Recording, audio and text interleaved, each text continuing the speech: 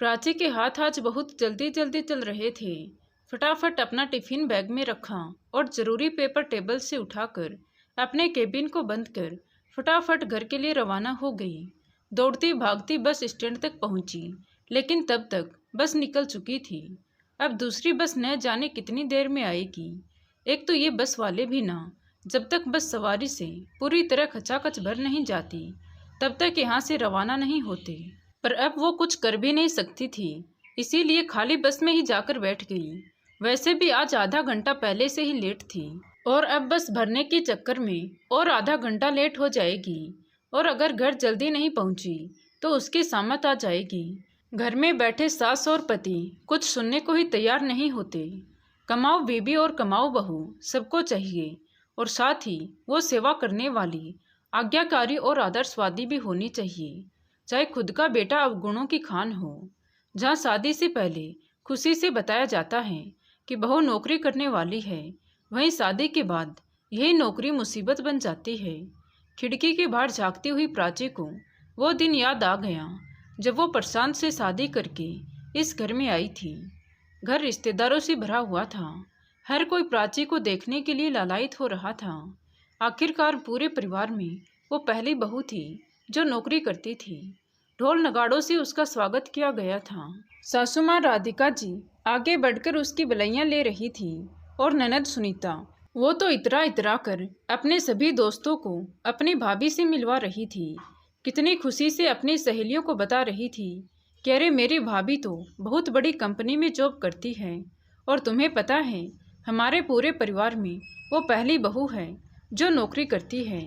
इधर सास राधिका जी भी रिश्तेदारों में सीना चौड़ा करके बड़े घमंड से सबको बोल रही थी कि अरे मेरी बहू ने बहुत मेहनत की है तो नौकरी क्यों ना करे। भाई हम तो उन लोगों में से नहीं हैं जो बहू को घर में बैठाकर रखे। अगर बहू ने बेटे के बराबर मेहनत की है तो उसको भी तो उसका फल मिलना ही चाहिए। भाई हमारे लिए तो बेटा बेटी और बहू सब एक समान हैं। प्राची भी उन लोगों की बातें सुन सुनकर खुद पर गर्व महसूस कर रही थी। पर जब तक छुट्टियां थी तब तक तो सब ठीक रहा, लेकिन इन सब बातों के ढोल के पोल तो कुछ दिन बाद ही खुल गए। जब प्राची ने छुट्टियों के बाद नौकरी वापस ज्वाइन की, प्राची को सुबह जल्दी उठकर घर के सारे काम करके फिर ऑफिस जाना पड़ता था। ऑफिस में काम करने के बाद जब वो घर आती तो हर कोई उसी का इंतजार कर रहा होता। घर का काम सिर्फ और सिर्फ उसी की जिम्मेदारी थी। आखिर वो बहू जो थी, एक दिन उसे ऑफिस से निकलने में देर हो गई। घर पहुंचते पहुंचते काफ़ी वक्त लग गया। घर पहुंची तो देखा कि तीनों माँ बेटे और बेटी हाल में ही बैठे हुए थे और सबके मुंह फूले हुए थे। उसे देखते ही राधिका जी ने कहा, बहू ये कोई वक्त है घर आने का? तुम्हारे चक्कर में यहाँ सब भूखे बैठे हुए हैं। अभी तो घर आई हो तो पता नहीं खाना तो कब तक बनाओगी। प्राची हैरानी से उन लोगों की शक्ल देखने लगी। मतलब उसके इंतजार में अभी तक खाना भी नहीं बना था। मतलब बहू के घर आने के बाद क्या घर के सारे सदस्य खाना बनाना भी भूल गए?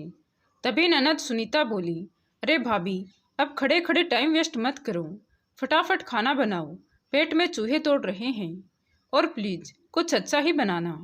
उसकी बात सुनकर प्राची ने कुछ नहीं कहा और बैग अपने कमरे में रखकर हाथ मुंह धोकर रसोई में आ गई। देखा तो घर में सब्जियां भी नहीं हैं। आखिर लेट होने के चक्कर में वो बाजार से सामान भी नहीं ला पाई, इसलिए फटाफट दाल चावल रोटी और सलाद तैयार करके उन लोगों के सामने परोस दिया।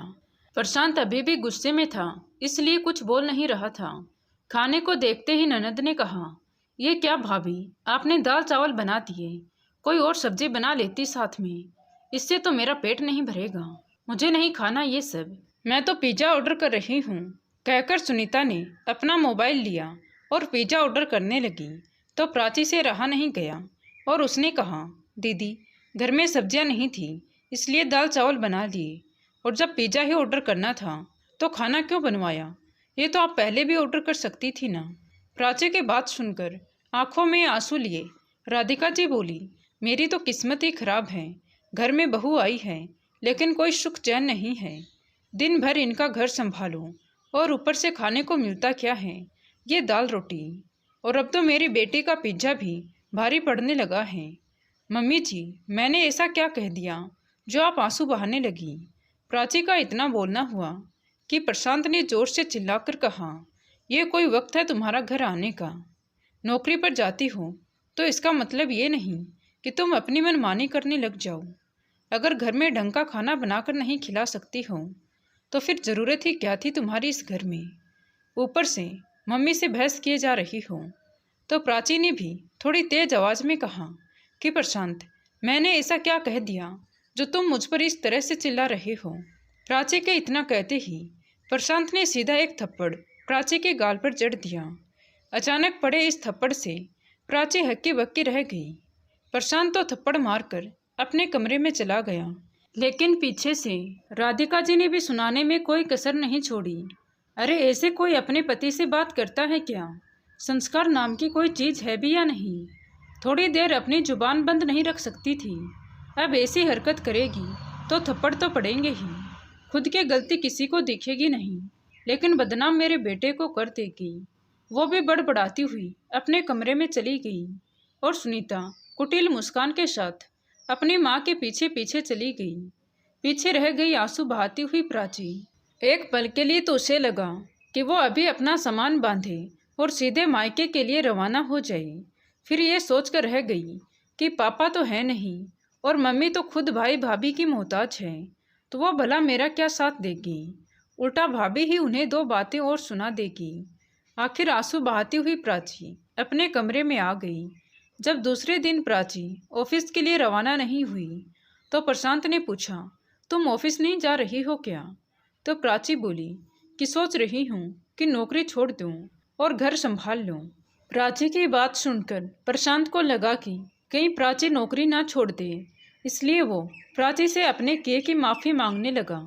तो प्राची को भी यही लगा कि ठीक है, अपने गलती की माफ़ी मांग रहा है तो इसका मतलब इसे अपनी गलती का पछतावा हो रहा है, इसलिए उसने भी प्रशांत को माफ़ कर दिया। पर अब तो ये अक्सर रोज़ ही होने लगा था। प्रशांत अपने गुस्से पर काबू नहीं करता और प्राची पर हाथ उठा देता, पर बाद में माफ़ी जरूर मांग लेता था। इधर प्राची हर बार बर्दाश्त कर रही थी, इसलिए सास और ननद को भी पक्का विश्वास हो गया था कि प्राची घर छोड़कर नहीं जाएगी। अब तो अक्सर यही होता था कि सास और ननद अपनी बात मनवाने के लिए प्रशांत का इस्तेमाल करने लगी। पता नहीं आज क्या होने वाला है। सोचते सोचते 2 घंटे बाद प्राची अपने घर पहुंची। घर में जिस तरह की शांति पसरी हुई थी, उससे कुछ बड़ा होने की आशंका से प्राची का मन घबरा रहा था।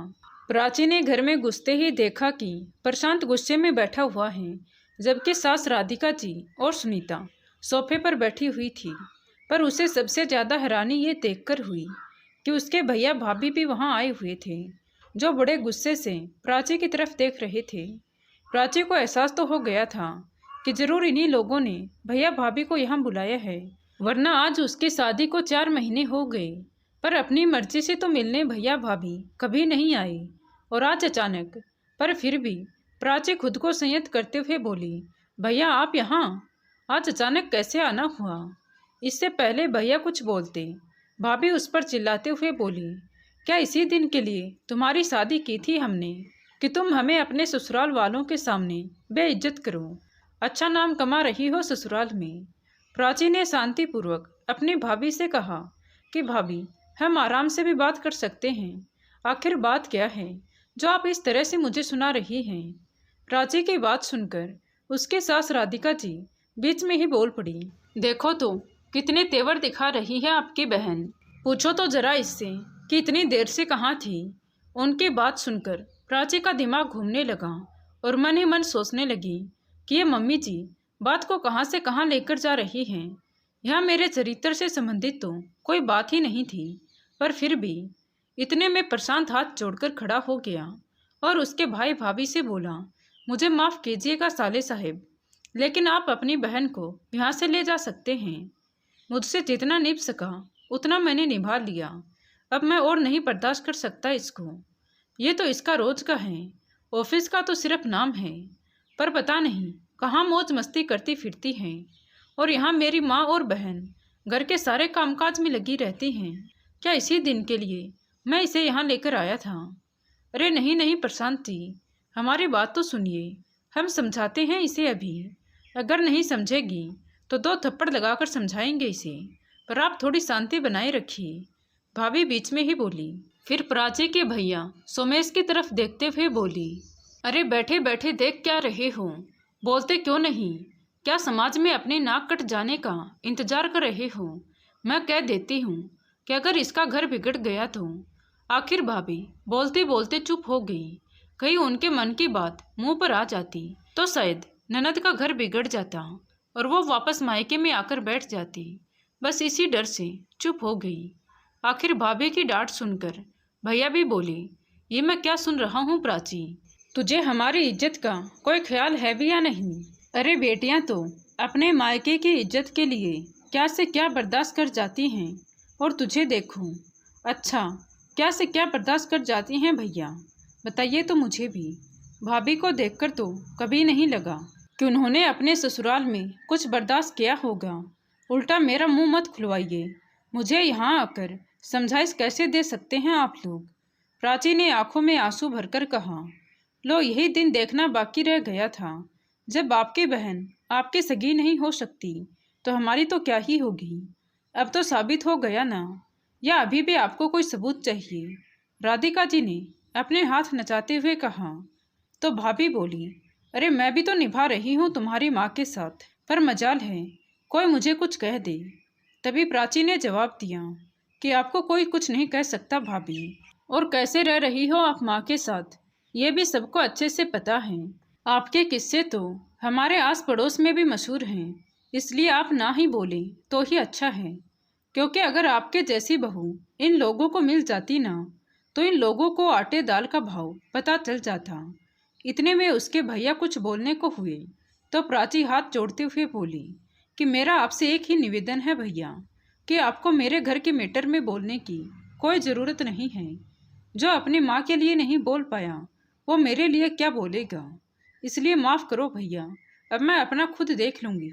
और वैसे भी आपने मुझे अपने पैरों पर खड़ा किया है तो थोड़ा तो मुझ पर विश्वास करो। आखिर भैया गर्दन झुकाए खड़े हो गई और दरवाजे की तरफ रवाना होते हुए एक बार प्राची के सिर पर हाथ रखा और फिर घर से बाहर निकल गई। अब भाभी वहाँ रुककर क्या करती, इसलिए वो भी पीछे पीछे पैर पटकती हुई रवाना हो गई।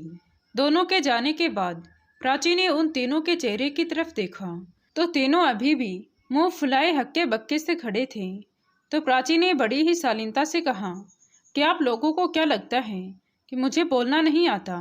यह आप लोगों की बहुत बड़ी गलतफहमी है। ये तो मेरी माँ के संस्कार हैं कि मैं चुप हूँ। मैं इस रिश्ते को शांतिपूर्वक निभाना चाहती थी, पर इसमें आप सभी के सहयोग की ज़रूरत थी। पर मुझे लग रहा है यह रिश्ता सिर्फ मैं निभा रही हूँ, आप लोग तो शायद मुझे इस घर में रखना भी नहीं चाहते, इसलिए आप लोगों ने आज मेरे चरित्र पर भी अंगुली उठा दी। पर आप भूल रहे हैं, जो औरत बर्दाश्त कर सकती है वो जवाब भी दे सकती है। इतना कहकर प्राची अंदर कमरे में जाने लगी तो प्रशांत ने उसका हाथ पकड़कर जोर से मरोड़ दिया, जिसके कारण प्राची की चीख निकल गई। प्रशांत प्राची पर चिल्लाते हुए बोला, बहुत ज़्यादा जबान चलने लगी है तुम्हारी, हाथ पैर तोड़ दूंगा ना, तब समझ में आएगा तुझे। कहते हुए प्रशांत ने प्राची को जोर से धक्का दिया। एक तो प्राची का हाथ मुड़ गया था, ऊपर से इतने जोर से धक्का दिया कि प्राची का सिर दीवार से जा टकराया, जिसके कारण प्राची दर्द से करा उठी। उसे दर्द से कराते हुए देखकर राधिका जी बोली, बेटा एक बार सबक सिखा ही दे इसे। अब तो तुझे भी समझ में आ गया होगा कि अब इसके मायके से आकर तो कोई बोलने से रहा, बहुत ज़्यादा जुबान चलने लगी है इसकी। राधिका जी की बात सुनकर प्रशांत भी प्राची की तरफ घूरते हुए बोला, हाँ मम्मी, आज इसका इलाज कर ही देता हूँ। नौकरी करती है तो अपने आप को पता नहीं क्या समझती है, आज इसको बता ही देता हूँ कि ससुराल में कैसे रहा जाता है। कहते हुए प्रशांत प्राची की तरफ बढ़ा और उसे ज़बरदस्ती खींचते हुए घर से बाहर निकाल दिया और दरवाज़ा अंदर से बंद कर लिया। प्राची चीखती रही, प्रशांत प्लीज़ मेरी बात तो सुनो, मुझे इस तरह घर से तो मत निकालो, मैं कहाँ जाऊँगी? अरे कहीं पर भी जाकर मरो, पर हमारा पीछा छोड़ दो, या तो शराफत से बहू की तरह रहना सीख लो और जैसे हम कहें वैसे रहो, या फिर कहीं और का रास्ता देख लो। प्रशांत ने अंदर से ही चिल्लाकर कहा, अरे मम्मी, कब तक ये तमाशा चलता रहेगा? मुझे बहुत जोर से भूख लगी है। अब उसे तो तुमने बाहर निकाल दिया, तो खाना कौन बनाएगा? सुनीता ने कहा। तो राधिका जी प्रशांत की तरफ देखते हुए बोली, अरे बेटा छोड़ उसे, सुबह तक तो इसकी अक्ल ठिकाने आ ही जाएगी। तो सुबह का खाना तो वो बना लेगी, लेकिन अभी तो भूख लगी है, बाहर से ही खाना मंगा ले ताकि कुछ खाकर आराम करें। राधिका जी ने कहा। तो प्रशांत ने भी खाना ऑर्डर कर दिया और सोफे पर आकर बैठ गया। इधर प्राची लगभग आधे घंटे तक दरवाज़ा खटखटाती रही, यहाँ तक कि प्राची के सामने ही सुनीता ने बाहर से आकर खाने का ऑर्डर लिया, पर प्राची को घर में आने तक नहीं दिया। आस पड़ोस के लोग भी इकट्ठे हो गए, पर प्रशांत और उसके घर वालों ने उसे घर में नहीं आने दिया। प्राची काफ़ी देर तक घर के बाहर ही बैठी रही। जब घर की लाइट बंद हुई तब प्राची को समझ में आया कि ये लोग नहीं सुधरने वाले। प्राची अकेली आते जाते और आसपास के लोगों की निगाहों का सामना कर रही थी। मायके जा नहीं सकती थी, आखिर करे तो क्या करे। आस पड़ोस की औरतें आपस में बातें कर रही थी कि देखो, एक वो दिन था जब ये लोग बहू की बड़ाई कर रहे थे, और आज देखो बेचारे को बाहर निकाल दिया। पढ़ी लिखी है, आत्मनिर्भर है, घर का काम तक संभालती है, और क्या चाहिए इन लोगों को? तभी दूसरी औरत बोली, अरे कभी बहू के लिए वक्त बदलता है क्या? क्या फ़ायदा ऐसे आत्मनिर्भर होने का? कितना ही कह लो दुनिया बराबरी की है, पर बहू के लिए सोच वही की वही है। सबके बातें प्राची को सुनाई दे रही थी। आखिर कुछ सोचकर प्राची उठ खड़ी हुई। मैं पढ़ी लिखी हूँ, आत्मनिर्भर हूँ, और सबसे बड़ी बात, मैं पूरे घर को संभाल सकती हूँ, तो फिर क्यों अपने ससुराल वालों की मोहताज हो रही हूँ? आखिर इन लोगों को सबक क्यों ना सिखा दूँ? प्राची ने पड़ोसियों से मोबाइल लिया और कहीं फ़ोन लगाया। थोड़ी देर बाद में कुछ पुलिस वाले आ गए।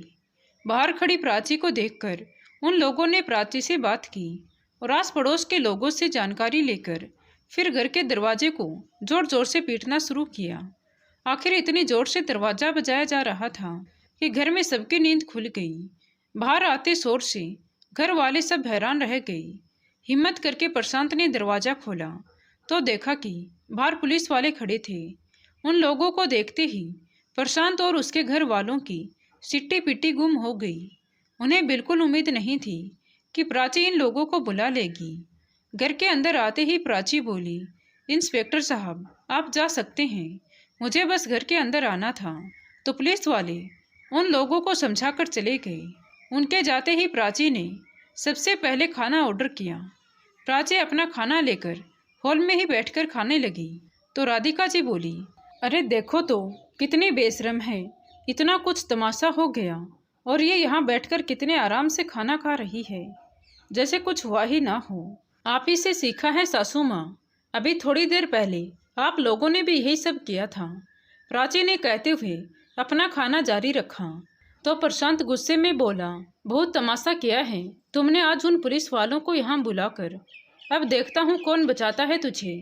कहते हुए प्रशांत जैसे ही प्राची की तरफ बढ़ा तो प्राची ने एक जोरदार थप्पड़ प्रशांत के गाल पर जड़ दिया। प्राची के इस तरह के व्यवहार से राधिका जी अपने मुंह पर हाथ रखकर हैरानी से प्राची की तरफ देखती रह गई। प्रशांत अपने गाल को सहलाता हुआ उसे घूर रहा था। तेरी इतनी हिम्मत कि तूने मुझ पर हाथ उठाया, भूल गई तुम कि मैं तुम्हारा पति हूँ। अच्छा पति? कैसा पति? कौन सा पति? और पति होता क्या है?